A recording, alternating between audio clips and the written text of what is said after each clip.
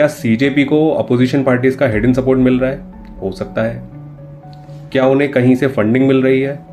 बिल्कुल हो सकता है, क्योंकि किसी भी मूवमेंट को चलाने के लिए फंडिंग तो चाहिए ही होती है।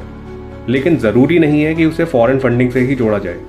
ये भी ठीक है कि उन्हें कोई एक्सपीरियंस नहीं है, लेकिन आज हमारे देश की राजनीति का जो हाल है उसमें विदेश से आकर एक चैलेंज एक्सेप्ट करना और इतना बड़ा प्रोटेस्ट ऑर्गेनाइज करना कोई छोटी बात नहीं है।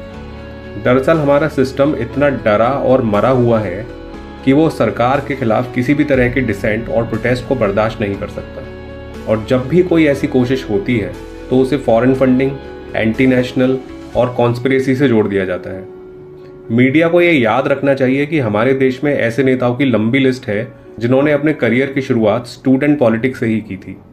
मुलायम सिंह यादव, अटल बिहारी वाजपेयी, अरुण जेटली, लालू यादव उन्हीं नेताओं में से हैं।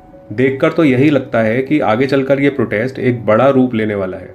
लेकिन ये भी हो सकता है कि अगर इन प्रोटेस्ट में भीड़ बढ़ी तो हो सकता है उसमें प्लान्ड और ऑर्गेनाइज वायलेंस करवा दिया जाए, ताकि सीजेपी को बदनाम किया जा सके, उसके फाउंडर्स को जेल में डाला जा सके और पार्टी को बैन किया जा सके। सीजेपी को इन सभी प्रॉब्लम्स को फेस करने के लिए तैयार रहना पड़ेगा।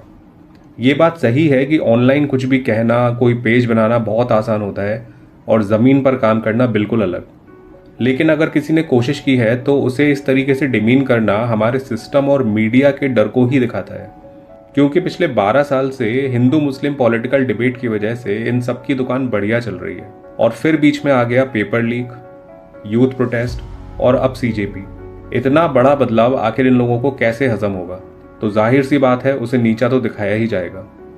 हो सकता है सीजेपी आगे चल के एक फेल्ड अटेम्प्ट बन के रह जाए, लेकिन अगर वो मेन स्ट्रीम पॉलिटिक्स में आते हैं तो ये सारे सवाल उन्हें भी फेस करने पड़ेंगे जो हम आज की सरकारों से पूछ रहे हैं। और सबसे बड़ा चैलेंज होगा अपनी अलग पहचान को बनाए रखना, जिसमें कम ही लोग सक्सेसफुल होते हैं। जनता समय आने पर सबके कर्मों का हिसाब करती है। खैर, आगे जो भी हो, लेकिन ये एक अच्छा इनिशिएटिव है और यूथ को इसे सपोर्ट करना ही चाहिए। क्या पता कब एक छोटी सी कोशिश एक बड़े बदलाव का रूप ले ले।